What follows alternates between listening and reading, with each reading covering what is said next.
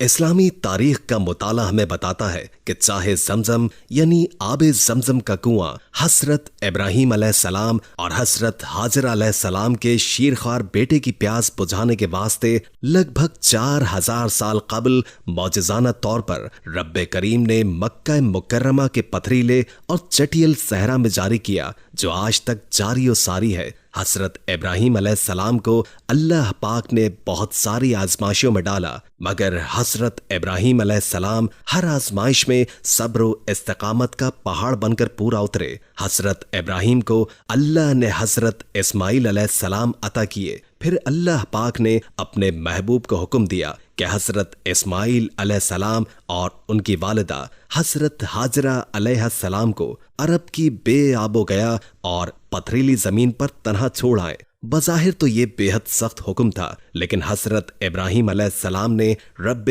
کریم کے حکم پر اپنے شیرخوار بیٹے حضرت اسماعیل علیہ السلام اور حضرت حاجرہ علیہ السلام کو صحرائے عرب میں تنہا چھوڑا، اور جب آپ انہیں چھوڑ کر واپس آنے لگے تو اماں حاجرہ نے آپ کو آواز دے کر پوچھا کہ آپ ہمیں کہاں چھوڑ کر جا رہے ہیں؟ حضرت ابراہیم نے کوئی جواب نہیں دیا، کوئی پریشانی بھی ظاہر نہیں کی اور چلتے رہے۔ سیدہ حاجرہ علیہ السلام بھی آپ کے پیچھے چلتی رہیں اور پوچھتی رہیں، ہمیں کس کے حوالے کر کے جا رہے ہیں؟ یہاں تو کوئی بھی جاندار نہیں، مکمل طور پر بے آباد علاقہ ہے، لیکن انہوں نے اب بھی کوئی توجہ نہیں دیا۔ آخر سیدہ حاجرہ علیہ السلام نے کہا کہ آپ کو اللہ نے اس کام کا حکم دیا ہے؟ اب آپ نے جواب میں فرمایا ہاں۔ تب سیدہ حاجرہ بولی، اگر یہ بات ہے تو اللہ ہرگز ہمیں ضائع نہیں ہونے دے گا۔ حضرت ابراہیم نے چند کھجوریں اور پانی کا مشکیزہ حضرت حاجرہ کے پاس چھوڑا اور خود واپس چلے آئے۔ جب پانی اور کھجوریں ختم ہو گئیں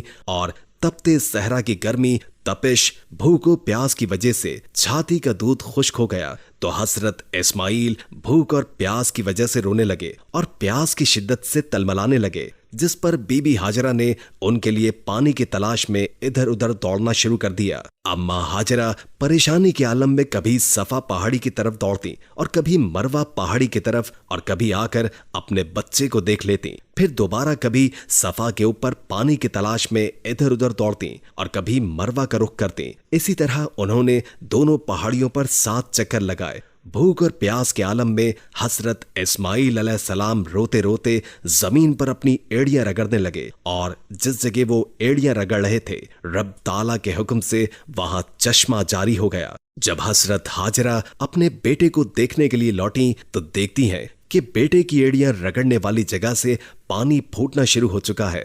آپ بھاگ کر پانی کے قریب پہنچی اور بولنے لگی، زمزم یعنی رک جا۔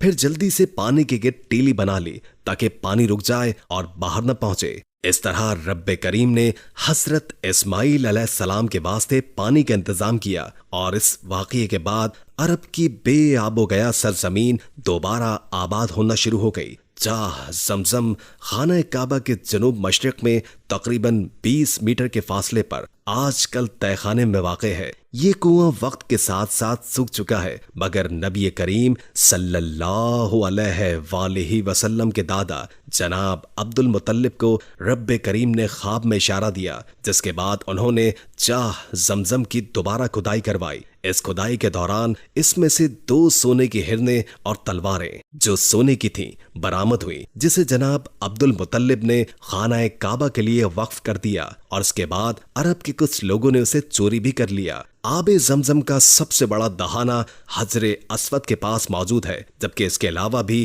حدود عرب میں مختلف مقامات سے شاخوں کی صورت میں نکلتا ہے۔ 1953 تک چاہ زمزم سے ڈول کے ذریعے پانی نکالا جاتا تھا۔ اس کے بعد مسجد حرام کے اندر اور باہر مختلف مقامات پر اس کی سبیلیں لگا دی گئیں۔ زمزم کا پانی مسجد نبوی میں بھی نماز کی ضرورت کے مطابق عام ملتا ہے، اور اس کے علاوہ تمام حجاج اور عمرے کے زائرین اس سے دنیا بھر میں اپنے ہمراہ لے کر جاتے ہیں۔ چاہے زمزم کی دوبارہ کھدائی حضرت عبد المطلب نے کروائی، اور اس کے بعد سے اب تک اس کی لمبائی، چوڑائی اور گہرائی میں کوئی تبدیلی نہیں لائی گئی۔ آب زمزم کے کنویں کی لمبائی 18 فٹ، چوڑائی 14 فٹ، جبکہ گہرائی تقریباً 5 فٹ ہے۔ شہر مکہ چاروں طرف سے گرینائٹ چٹانوں کی پہاڑیوں میں گھرا ہوا ہے، اور حرم شریف اس وادی مکہ میں سب سے نچلی سطح پر ہے۔ شہر میں مکمل طور پر ریت اور گارے کی تہ پر واقع ہے اور جائے زمزم بھی اسی ریت اور گارے کی تہ پر واقع ہے، جبکہ اس جگہ پر پانی سطح زمین سے 40-50 فٹ گہرائی پر ہے۔ آب زمزم کی جانے والی ایک تحقیقاتی رپورٹ کے مطابق آب زمزم میں اہم معدنیات مثلا سوڈیم، کیلشیم، نیگلیشیم اور اس کے علاوہ اور بھی بہت سی معدنیات مخصوص مقدار میں پائی جاتی ہیں۔ بلا شبہ زمزم سب پانیوں کا سردار اور سب سے زیادہ شرف و مقدر والا چشمہ ہے۔ آب زمزم کی یہ خاصیت ہے کہ یہ پیاس اور بھوک دونوں کو مٹاتا ہے۔ نبی کریم کے صحابی حضرت ابو ذر رضی اللہ تعالی عنہ 30 دن تک کعبہ میں مقیم رہے اور ان کی خوراک صرف زمزم تھی۔ نبی کریم صلی اللہ علیہ وآلہ وسلم نے ان کی خوراک کے بارے میں دریافت کیا تو وہ بولے کہ میں صرف زمزم پیتا ہوں اور کچھ نہیں، اور اسی سے ہی اتنا فربہ ہو گیا تو اس پر نبی کریم صلی اللہ علیہ وآلہ وسلم نے فرمایا، بلا شبہ زمزم بابرکت پینے والے کے لیے مشروب اور کھانے والے کے لیے کھانے کی حیثیت رکھتا ہے۔ زمزم کے بارے میں حضرت جابر رضی اللہ تعالی عنہ کی ایک روایت ہے جس میں وہ فرماتے ہیں کہ نبی کریم صلی اللہ علیہ وآلہ وسلم سے میں نے سنا ہے کہ آب زمزم اس چیز کے لیے ہے جس کے لیے اسے کیا جائے، یعنی آب زمزم کو جس چیز کی نیت سے پیا جائے اللہ اسے پورا ضرور کرتے ہیں۔ زمزم بیماریوں سے نجات کے لیے مفید ہے اور اسے لگاتار پینے سے بیماریاں دور ہو جاتی ہیں اور اللہ پاک بیماریوں سے شفا عطا کرتے ہیں۔ آب زمزم کا ایک اور زندہ و جاوید معجزہ آج یہ بھی ہے کہ ہزاروں سال گزرنے کے بعد بھی اسی طرح جاری و ساری ہے۔ ہر سال بلکہ ہر روز لاکھوں زائرین اور حجاج یہ پانی اپنے ساتھ دنیا کے کونے کونے تک لے کر جاتے ہیں۔ کروڑوں کی تعداد میں لوگ گیلن وغیرہ اور دیگر برتنوں میں اپنے ہمراہ اپنے علاقوں میں لے آتے ہیں، مگر کبھی بھی اس پانی میں کمی واقع نہیں ہوئی۔ تمام زائرین حج اور عمرے کے موقع پر آب زمزم مکہ اور مدینے میں استعمال کرتے ہیں۔ اس کے پینے میں اور اتنی بڑی تعداد میں استعمال کے باوجود اس میں موجود نمکیات کی مقدار میں کبھی کمی بیشی واقع نہیں ہوئی۔ یہ مقدار ہمیشہ ایک جیسی رہتی ہے، نہ ہی اس قدر وسیع وقت کے بعد یہ وسیع پیمانے پر استعمال کی وجہ سے اس کے ذائقے میں کوئی تبدیلی آئی ہے۔ آب زمزم کو ہر جگہ اس کی اصل حالت میں فراہم کیا جاتا ہے۔ اس میں کبھی کلورین کی ذرہ برابر بھی مقدار نہیں ملائی جاتی۔ اس کے باوجود یہ دنیا بھر میں موجود ہر پانی سے بہترین پانی ہے اور ہزاروں سال گزر جانے کے باوجود چاہے زمزم میں کسی قسم کی جڑی بوٹی یا پودے نہیں ہوگے اور یہ کنواں ہر طرح کی حیاتیاتی اور نباتاتی افزائی سے پاک ہے۔ ماضی قریب میں جاپان کے مشہور سائنسدان نے آب زمزم پر کئی ریسرچ کی اور انہوں نے انکشاف کیا کہ نینو ٹیکنالوجی کی مدد سے آب زمزم پر متعدد تحقیقات کرنے کے بعد یہ معلوم ہوا کہ آب زمزم کے خواص تبدیل کرنا ممکن ہی نہیں ہے۔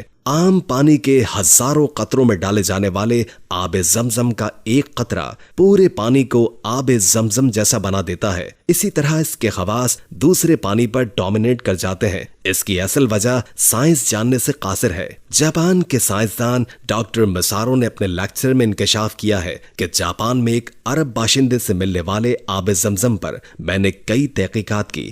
زمزم کا ایک قطرہ وہ انفرادیت رکھتا ہے جو دیگر پانی میں نہیں ہے۔ کرۂ ارض کے کسی خطے سے لیے پانی کے خواص زمزم سے کسی طرح مشابہت نہیں رکھتے۔ انہوں نے بتایا کہ لیبارٹری ٹیسٹ سے معلوم ہوا کہ آب زمزم کے خواص کو کسی صورت بھی تبدیل کرنا ممکن نہیں ہے۔ ریسائکلنگ کرنے کے بعد اس کے بلور میں تبدیلی نہیں پائی گئی۔ ڈاکٹر مسارو نے اعتراف کیا کہ آب زمزم کا ایک قطرہ عام پانی کے ہزاروں قطروں میں شامل کر دیا جائے تو عام پانی کے اندر بھی آب زمزم جیسے خواص آ جاتے ہیں۔ مزید تحقیق کرنے پر معلوم ہوا کہ آب زمزم پینے اور اس پر بسم اللہ الرحمن الرحیم پڑھ کر پھونکنے سے اس میں خاص تبدیلی آ جاتی ہے جو صحت کے لیے انتہائی فائدہ مند ہے۔ تو دوستو، آب زمزم کے خواص پر آ کر سائنس کے تمام معلوم قوانین دم توڑ جاتے ہیں۔ یہ اسلام کی سچائی ثابت کرنے کے لیے ایک زندہ و جاوید معجزے سے کم نہیں ہے۔ اس ویڈیو کا محض ایک ہی مقصد تھا کہ آپ تک آب زمزم کا معجزہ پہنچایا جائے اور اس کے ساتھ ساتھ